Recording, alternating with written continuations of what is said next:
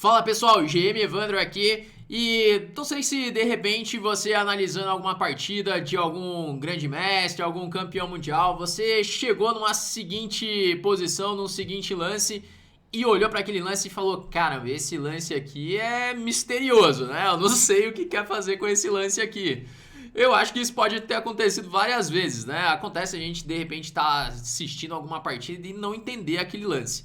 Mas tem um tipo de lance em especial que eu quero mostrar aqui pra você hoje, que é um lance muito misterioso, que é o lance misterioso de torre. E eu vou usar como exemplo uma partida aqui que foi jogada pelo Kasparov. Primeira vez que eu ouvi essa expressão foi num livro do Ninzovic, O Meu Sistema. Esse livro ele é muito famoso e ele colocou um capítulo inteiro falando sobre o lance misterioso de torre. Eu lembro que quando eu ouvi isso eu não entendi muito bem ali o que ele estava querendo dizer. Só tempo depois que eu fui compreender essa ideia, estudando um outro livro, que foi um livro Treinamento de Elite, do Dvoretsky, que em um dos exemplos ele mostra, e assim, as coisas foram ficando mais claras assim pra mim. Mas eu quero te mostrar isso como exemplo nessa partida do Kasparov, porque quando eu penso nesse tema, essa partida aqui, ela é a primeira que vem na minha mente, né? E só pra contextualizar aqui, essa partida que eu vou analisar com você é uma partida que foi jogada pelo Karpov de brancas contra o Kasparov. E essa foi a última partida do match de 85. Foi um match que consagrou o Kasparov como campeão mundial. E esse match ele foi um match assim muito longo, né? Ele até teve que ser adiado a primeira parte desse match ali, que os dois jogadores já estavam exaustos, já tinham jogado mais de 50 partidas, se não me engano. E essa eu acredito que foi a partida de número 76, contando a parte adiada e depois o retorno. Então assim, foi um match muito longo e talvez esse seja assim um dos matches pelo Campeonato Mundial mais ricos assim em criatividade dos jogadores. Então, assim, é um dos matches que eu mais gosto, né? O match Kasparov-Karpov de esse primeiro, o de 85, né? E essa é a partida decisiva. E a situação era a seguinte: o Karpov ele tinha que ganhar, né? Então, se o Karpov ganhava, ele conseguia manter o título de campeão mundial, e o empate e a vitória do Kasparov davam um título ao Kasparov. Então, o Karpov de brancas, ele começou com o lance 1 E4, e aqui o Kasparov ele já tinha uma decisão, então é até interessante que no livro do Kasparov, que ele analisa as partidas desse match, ele fala, né, que assim, ele era difícil escolher qual abordagem para essa partida, porque ele poderia jogar para empatar a partida, o resultado já seria suficiente ali para ele, só que ele fugiria completamente do estilo de jogo dele, né? Então o Kasparov ele não fugiu da luta nessa última partida e quando fez o lance 1 E4, o Kasparov respondeu com C5 para jogar as posições da siciliana, entrar nessa siciliana Najdorf ali, que era a principal arma dele, né? Então essa é uma primeira decisão interessante assim do Kasparov. Ele fala que, bom, como deu certo, então dizem que a decisão dele foi correta, mas assim, não era tão claro isso, não era fácil decidir qual a abordagem para essa primeira partida. Mas então, para essa última partida, né? Então aqui veio o cavalo F3, D6, D4, CD4, cavalo D4, cavalo F6, cavalo C3 e agora A6, levando para as posições da siciliana Najdorf. E por que eu falo que não era tão fácil do Kasparov escolher? Porque a siciliana Najdorf ela leva para posições muito mais dinâmicas, posições onde dificilmente assim vai levar para uma posição igualada, uma posição equilibrada, uma posição muito mais combativa da siciliana. Então, algumas posições como, por exemplo, a defesa Petrov já leva para posições muito mais sólidas. Então, para um jogador que estava buscando empate, poderia fazer sentido, mas não para o Kasparov, né? O Kasparov é um jogador muito ativo, ele preferiu jogar a siciliana Najdorf. E aqui o Karpov joga com bispo E2, que era a variante assim, mais usada por ele, a variante com bispo E2, que é uma opção um pouco mais sólida. Então veio o E6. O Karpov, apesar de precisar ganhar a partida, ele continua jogando no estilo dele também. Ele não vai igual um louco para cima do Kasparov. Seguiu então Roque, bispo E7. E aqui a gente vai entrando nas posições da siciliana Scheveningen, que é essa siciliana que surge com E6 e D6. Então a Najdorf ela pode acabar transpondo para uma Chevening.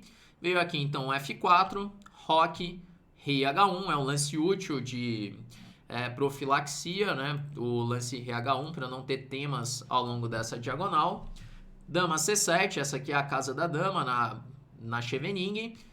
A4 para impedir as ideias de B5, cavalo C6, bispo E3. Até aqui são lances muito naturais de desenvolvimento dessa abertura, né? O branco geralmente nas posições de bispo E2 vai desenvolver os bispos em E2 e E3, vai jogar com F4, muitas vezes com ideias de dama E1, dama G3.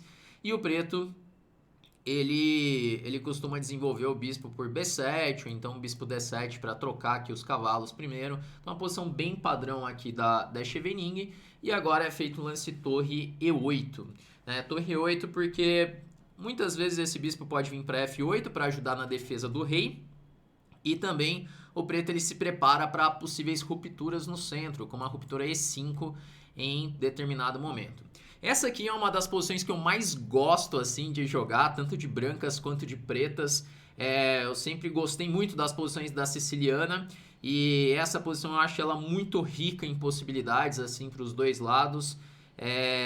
Essa partida aqui ela é uma referência assim, para os jogadores de Chevening, para esse tipo de posição.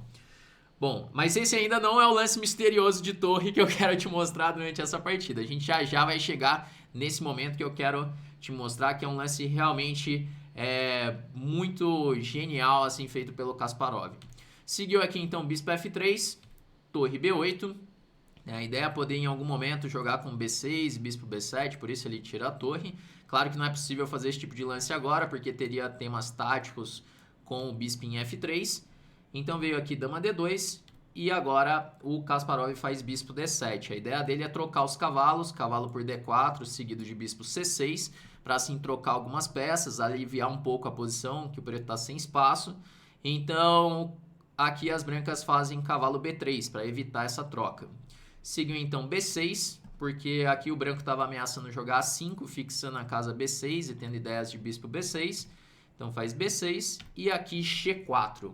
Bom, o Karpov faz esse lance que é o lance crítico assim da posição. Ele quer aproveitar que o bispo está ocupando a casa do cavalo, que é a casa D7, e ele inicia um ataque na ala do rei. Tá? Então é algo bem padrão assim mesmo dessa posição, esse ataque com G4 e G5. Então Kasparov volta o bispo para C8 para reorganizar aqui as peças. Ele quer colocar o bispo em B7 e liberar a casa D7 para o cavalo. G5, cavalo D7. E nesse momento vem o lance dama F2. Bom, esse lance também é bem típico dessas posições, que a dama ela fica pressionando aqui B6 junto com o bispo de E3. Então tira um pouco a liberdade do cavalo, da torre de B8, e em determinadas posições ele pode passar a dama, com dama H4, combinado às vezes com torre F3 e torre H3. Então aqui seguiu o bispo F8, as pretas querem jogar com G6 e bispo G7, o bispo ele vai ajudar assim na defesa na ala do rei, pressionar a ala da dama, também é um plano bem comum, bispo G2, bispo B7, torre de AD1 e agora G6. Então o preto ele quer criar contra-jogo com planos como bispo G7, cavalo B4, cavalo C5 e preparar as rupturas no centro, seja a ruptura E5 ou a ruptura D5 em determinado momento. Né? E aí nesse momento aqui, depois de fazer o G6, o Karpov faz um lance muito interessante que é o lance bispo C1. É aquele lance assim, típico do Karpov, né? Voltando a peça para a primeira fileira, mas organizando as peças aqui, que ele quer passar a torre agora pela terceira fileira. Ele quer jogar a torre D3, passando a torre para H3 e podendo combinar com dama H4. E assim, um ataque das brancas está chegando aqui na ala do rei. E nesse momento o Kasparov ele faz torre de BC8, tentando melhorar um pouco as peças, mas esse lance aqui ele foi um pouco lento, talvez fosse melhor jogar com o cavalo C5. Por exemplo, cavalo C5, BC5 e depois de dama H4, H5, é uma posição com chances para os dois lados aqui. No caso de tomar em H6, ele quer jogar com rei H7 e esse peão em H6 ele acaba defendendo o rei das pretas. E o preto ele pode agora criar contra-jogo, por exemplo, com cavalo B4 ou cavalo D4 em algumas posições. Então aqui jogou torre de BC8, seguiu torre D3, que era a ideia. E o Kasparov, ele colocou as expectativas aqui dele de criar contra-jogo nesse lance aqui, o cavalo B4. Ele esperava responder o torre D3 com cavalo B4. Torre H3, bispo G7. E aqui é um primeiro momento bem importante aqui dessa partida. A gente está quase chegando aqui no momento que você vai ver um lance bem misterioso, que eu quero te explicar uma ideia, né? Nesse momento, o Karpov, ele fez um lance aqui, ele fez rápido. Esse lance, segundo as análises do Kasparov, o Karpov gastou assim 3 minutos e jogou o lance bispo E3. Que, bom, é um lance que ele, depois de ter passado a torre, o bispo fica bem aqui em E3, pressionando B6, mas não é aquele lance assim mais incisivo da posição, né? O Karpov, ele muitas vezes ele fazia esses lances mantendo assim a posição, né, sem tomar uma decisão direta. E aqui talvez tenha sido assim uma falha, né, da maneira de jogar ali do Karpov nesse match, né? Porque ele tinha que realmente fazer algo direto nessa posição, não dava para ir aos poucos aqui. Nesse momento ele deveria ter jogado com F5. F5 imediatamente, por mais que cede algumas casas, deixa o rei mais aberto. Depois de E por F5, E por F5, o branco tem ameaças bem imediatas aqui, como dama H4 ou F por G6. E essa posição não é fácil de jogar, né? O Kasparov coloca muitas análises e o preto sempre sofrendo para sobreviver depois do lance F5, né? Aqui como, assim, essa é uma partida que eu poderia ficar horas e horas analisando aqui com você, porque tem muita coisa interessante, muitas análises interessantes, mas aqui a gente vai ter que passar esse momento. Mas assim, essa seria uma posição difícil para as pretas, né? Uma posição bem difícil de jogar. Mas aqui o Karpov, ele joga bispo E3. E aqui que vai chegar o momento que eu queria te mostrar, o momento dessa partida, em que o Kasparov, depois do lance bispo E3, ele faz o lance torre E7. E aí, você sabe me dizer por que ele fez esse lance? Esse aqui é o que nós chamamos de o lance misterioso de torre. E aqui eu vou te explicar qual que era o conceito que o Ninzovich ele explicou ali no livro O Meu Sistema, né? Basicamente isso aqui é um lance profilático, é uma profilaxia. O lance aqui de torre, ele tem como objetivo impedir uma ideia do adversário. Então, apesar de colocar a torre ali numa coluna que está fechada, né? Então essa coluna não está aberta, tem um peão ali na frente, tem um peão em E6. Ele coloca a torre ali em E7 com o objetivo de dificultar o lance F5 das brancas, né? Então basicamente é um lance que fortalece aqui a posição. E assim, é um lance que acontece às vezes em muitas partidas. Assim, você vê o jogador colocando a torre numa coluna fechada. Só que essa torre ela está muito bem colocada porque ela está cumprindo o objetivo de impedir a principal ideia do adversário na posição. Então, esse é o tema que nós chamamos de o lance misterioso de torre. Eu fui compreender melhor, como eu te falei no livro do Dvoretsky, o treinamento de elite, tem uma posição de uma Ruy Lopes, onde o cara joga um torre B1, uma posição que está completamente fechada a coluna B, mas tem o objetivo de impedir uma ruptura do adversário. E essa do Kasparov é justamente isso. É um lance muito profundo, né? E o Kasparov fala que esse foi assim, o lance mais difícil de ser feito na partida, o torre E7. E depois disso não é fácil para o branco atacar. Não é simples fazer um lance F5. E o Karpov, ele faz mais um lance assim de espera, né? O lance rei G1 aqui. Não é claro no que esse lance ele vai ajudar. Em algumas posições pode ser que fazendo F5 o rei ele não vai ficar aqui na mesma diagonal do bispo. Então essa seria a ideia. Ele está preparando ainda o F5. Só que aí o Kasparov ele segue com o plano. Ele dobra as torres na coluna E fechada. Então, provavelmente você já viu um monte de partidas dobrando as torres numa coluna aberta, né? Para conseguir o controle da coluna. Mas aqui o Kasparov ele dobra as torres na coluna fechada. Eu não sei se você já viu alguma partida assim, mas essa foi uma que chamou muito a minha atenção quando eu analisei pela primeira vez essa partida. Eu lembro que foi num livro do Pologaevski, um livro bem famoso dele sobre sicilianas, que inclusive é um livro muito bom esse do Pologaevski, ele analisava essa partida e eu achei impressionante aqui, né? E é tudo pensamento profilático. né, ele tá prevenindo a ideia de F5. Agora é bem difícil de fazer isso, porque se fizer o F5, as pretas respondem com E por F5, e aí sim, as torres vão estar numa coluna aberta e as torres estão muito bem preparadas para essa ruptura. Bom, e agora, depois de dobrar as torres na coluna fechada, seguiu o lance torre D1, e é a vez do Kasparov começar a criar contra-jogo. Já que o Karpov não fez nada ali tão incisivo, aqui ele faz F5, que é uma ruptura típica da Scheveningen, para começar a criar contra-jogo no centro. O Karpov respondeu com E por F6, cavalo por F6, sacrificando assim o peão de B6. Então, bispo toma B6. Na verdade, jogou torre G3, né? Foi torre G3. Bispo toma B6. Era um lance crítico da posição, mas o Karpov ele não entra nessa variante. Aqui, por exemplo, cavalo G4, bispo C7, cavalo F2, bispo D6. Bispo toma C3, na verdade. Cavalo por D1. E agora, quando bispo E7, bispo por C3 é o lance nessa posição. E aqui o Kasparov acha que assim, o preto tem ótimas chances de empatar essa posição, porque as peças estão bem ativas e a torre está fora de jogo lá em H3. Mas não aconteceu isso. Na partida depois de cavalo F6, veio torre G3. E agora a torre F7, coordenando aqui as peças. A torre fica melhor agora em F7, na coluna semi-aberta, pressionando o peão de F4. Que agora esses peões acabam se tornando alvos aqui na posição das brancas. Seguiu o bispo B6, o Kasparov seguiu sacrificando o peão de B6, dama B8 e agora bispo E3. Bom, e é o momento que o Kasparov ele vai começar a contra-atacar agora, né? O branco ele ganhou um peão, mas perdeu ali 2 tempos indo e voltando com o bispo. E agora vem o lance cavalo H5.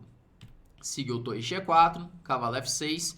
Se a torre volta para G3, então o preto poderia repetir, né? Lembrando que um empate ele já seria um bom resultado aqui para o Kasparov. Veio torre H4 e agora G5. Aquele lance típico do Kasparov para abrir a coluna F e ativar todas as peças, né? Seguiu aqui FG5, cavalo G4, dama D2, cavalo por E3, dama por E3. E nesse momento o branco ele tem aqui 2 peões a mais, né? Só que vai cair o peão de C2. E o problema é que o preto ele teve que ceder o bispo de casas pretas. E agora o par de bispos das pretas ele é bem forte nessa posição aberta. Seguiu aqui então cavalo por C2, dama B6 e agora bispo A8. E nesse momento o Karpov ele acaba cometendo um erro aqui, fazendo o lance torre toma D6. Aqui era melhor ele ter jogado dama B8, torre B8 e bispo H3. E é uma posição que está confusa ainda, é uma posição aqui com chances para os dois lados, né? O tema é que se tomar aqui em B3, tem as ideias de bispo toma E6, né?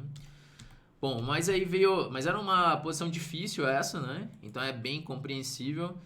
Então seguiu aqui torre por D6 e agora torre B7, que aí já toca na dama de B6 e o cavalo em B3 ele está no ar. Dama toma 6, torre toma B3, torre toma E6. E assim, apesar de ter conseguido ganhar uma peça ali, o Kasparov, a posição ela segue confusa, porque o rei ele tá muito exposto, né? O rei ele tá muito aberto aqui em G8. O branco tem alguns peões, mas as peças das pretas são um pouco descoordenadas também. Então aqui seguiu torre por B2, dama C4, rei H8. E aqui era a última chance do Karpov nessa partida, né? Que o Karpov ele tinha que fazer o lance G6, que era a única salvação aqui. Na partida veio o lance E5.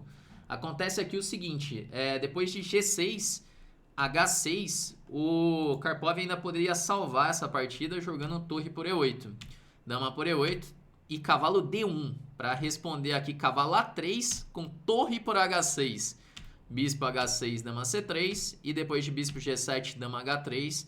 E aqui não tem como, depois de cavalo por B2, né, evitar as ideias de perpétuo com dama B3 e dama H3.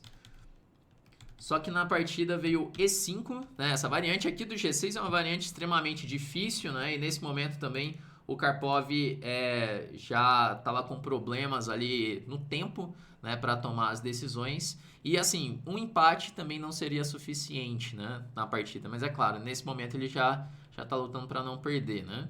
veio E5 e agora o Kasparov consegue arrematar fazendo dama 7 cheque, rei H1, bispo G2, rei G2, cavalo D4 cheque dando um descoberto e agora tá caindo assim a torre em E6, vai jogar cavalo por E6 e tá completamente perdido aqui o branco, né? Então assim, essa aqui é uma partida realmente sensacional do Kasparov, né? Assim, além de todo o contexto de ser uma partida decisiva, né? A partida que deu o título de campeão mundial pro Kasparov. É uma partida com uma profundidade muito grande, que merece até aprofundar mais. Aqui a gente acaba vendo de uma forma um pouco superficial, né, as análises, mas para quem tiver interesse, aprofunde nessa partida que assim tem muita coisa interessante. Inclusive, se você tiver com as análises do Kasparov, ainda melhor, tem um livro do Kasparov que ele analisa todo o match, né, inclusive essa partida, né? Mas o momento mais interessante é esse daqui, onde o Kasparov faz um lance torre 7, o lance misterioso de torre, que agora não é assim tão misterioso para você que assistiu o vídeo, você já compreende a ideia dele, né? Se você achou legal, né, esse tipo de vídeo aqui explicando essas ideias diferentes, deixa aí nos comentários, aproveita para deixar um like aí no vídeo, isso aqui é bem importante para o canal, para eu saber que você está gostando também. E de repente eu posso fazer mais vídeos como esses, né? Eu posso mostrar até uma partida minha que eu fiz o meu lance misterioso de torre, que eu fiquei bem feliz nessa partida. Que eu devia ter ali uns 14 anos, 15, 14... Não, mais velho, uns 16 anos talvez. E tinha acabado de estudar a partida, tinha visto outras ideias assim, eu fiz um lance desse, de repente eu posso analisar aqui também, né? Mas é isso aí, eu espero que você tenha curtido, então vamos encerrando por aqui e até a próxima.